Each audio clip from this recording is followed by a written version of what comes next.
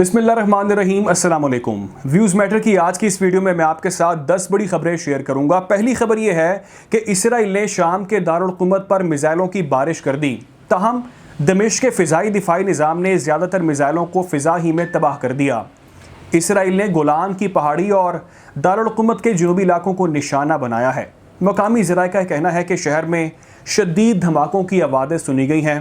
Israel की जानिब से दावा किया जा रहा है कि हमने ईरान और लबनानी हिजबुल्लाह मलेशिया को निशाना बनाया है, मगर तफसीलात जो सामने आ रही हैं उसके मुताबिक शामी दिफा ने इसराइली हमले को पसपा कर दिया, जिस पर उन्हें नाकामी का सामना करना पड़ा है। दूसरी खबर यह है कि ईरान में एक और जौहरी साइंसदान की मौत हो गई है।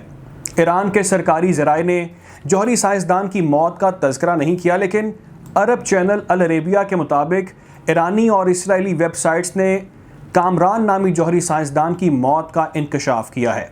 सोशल मीडिया साइट्स कामरान की मौत की खबर को रिपोर्ट कर रही हैं, जबकि उनकी तस्वीर भी शेयर की जा रही हैं।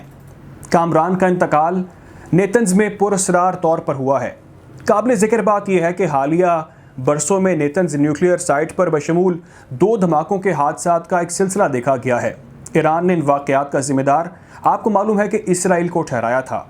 मुश्तबा अमवात का नया दौर ऐसे वक्त में आया है जब बाइडन इंतज़ामिया ईरान के साथ जौहरी मुआहदे पर अमल पैरा है और इसराइली हुकाम ने बारहा अमरीका को एक नताइज से ख़बरदार किया है।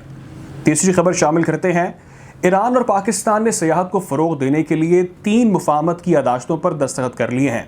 दोनों ममालिक के दरमियान मजहबी सियाहत को फ़रोग़ देने के लिए पाकिस्तान की एक कंपनी के साथ एक MOU पर दस्तखत किए गए हैं। इसका मकसद ईरान के मुक़द्दस शहरों कुम और मशहद का दौरा करने वाले पाकिस्तानी ज़ायरीन की तादाद में इजाफ़ा करना है। इसके अलावा ईरान टूरिज़म डेवलपमेंट ने भी ईरान इराक़ ताल्लुकात की तरक्की तंजीम के साथ एक MOU पर दस्तखत कर लिए हैं। चौथी खबर यह है कि इराक़ में दाइश के ठिकानों पर हमला हो गया, जिसमें दर्जनों दाइश के दहशतगर्द मारे गए हैं।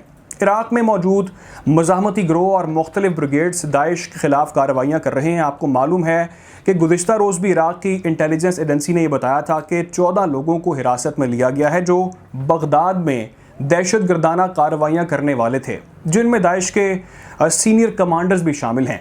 मैंने आपको ये भी बताया था कि इराक़ के अंदर अमरीका समेत बैरूनी अफवाज के इनखला का मुतालबा बेज़ोर पकड़ता जा रहा है, जिसकी वजह से कभी अमरीकी अड्डों पर तो कभी तुर्क फ़ौज के अड्डों पर हमले किए जा रहे हैं। शामिल कर लेते हैं 5वीं खबर।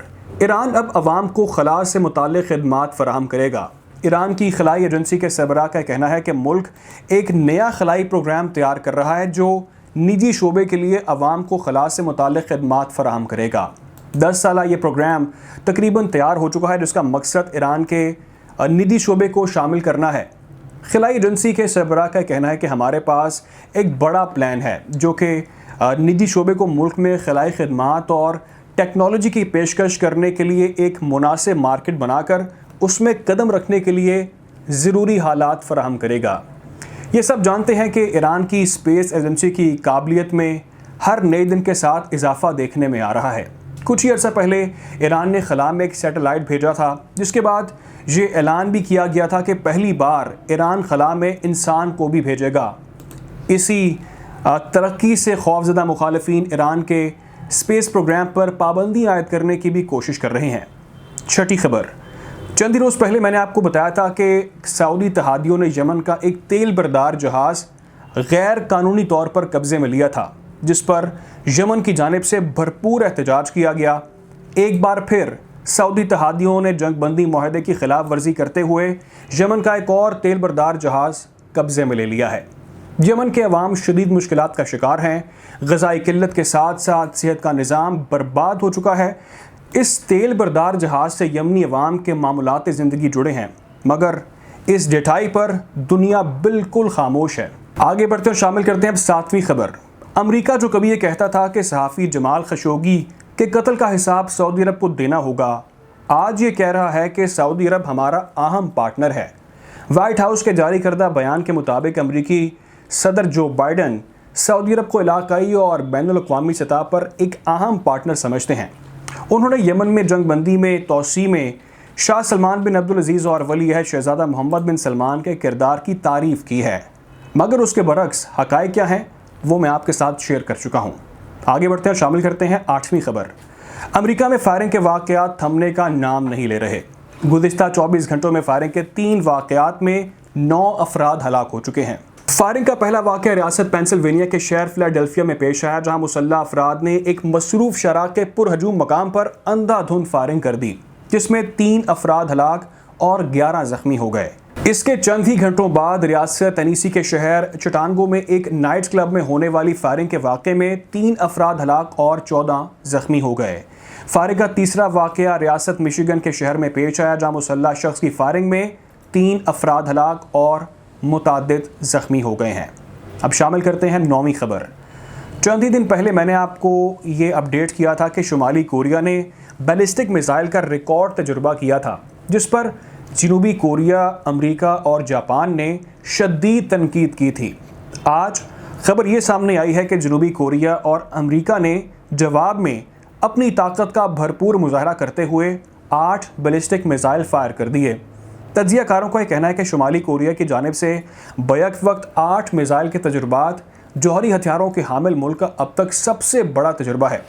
जनूबी कोरिया के जॉइंट चीफ ऑफ स्टाफ ने अपने एक बयान में तस्दीक करते हुए कहा है कि तहादियों की जानिब से 8 मुख्तसर फासले तक मार करने वाले बैलिस्टिक मिसाइल मशरकी समुद्र में दागे गए हैं। उन्होंने कहा कि कार्रवाई शुमाली कोरिया की जानिब से इश्तियाल अंगेज़ी का जवाब और इत्तहादियों की बरवक्त हमला करने की सलाहियत का मज़हर है। 10वीं और आखिरी खबर। बरतानवी वज़ीर आज़म बोरिस जॉनसन ने सुख का सांस ले लिया है। कंजरवेटिव पार्टी के सरबराह बोरिस जॉनसन के खिलाफ तहरीक-ए-एतमाद 211 वोट से नाकाम हो गई है। 59% अरकान पार्लियामेंट ने बोरिस जॉनसन पर एतमाद के हक़ में वोट दिया। कंजरवेटिव पार्टी के अरकान पार्लियामेंट की जानिब से बोरिस जॉनसन के हक़ में 211 वोट पड़े, जबकि मुखालिफत में कुल 148 वोट डाले गए हैं। बोरिस जॉनसन को कामयाबी के लिए 180 वोट दरकार थे। यहाँ पर यह बात वाज़ेह रहे कि साबिक बरतानवी वज़ीर आज़म थेरेसा मे ने 2018 में अपनी नाकाम ब्रेग्जिट डील पर अदम एतमाद के चैलेंज को शिकस्त दी थी, ताहम वो अगले साल ही मुस्ताफ़ी हो गए थे। कोशिश करेंगे कि आपको ऐसी तमाम खबरों से इस तरह ही अपडेट रखें। अपना ख्याल रखें, दुआ में याद रखें। अल्लाह हाफ़िज़।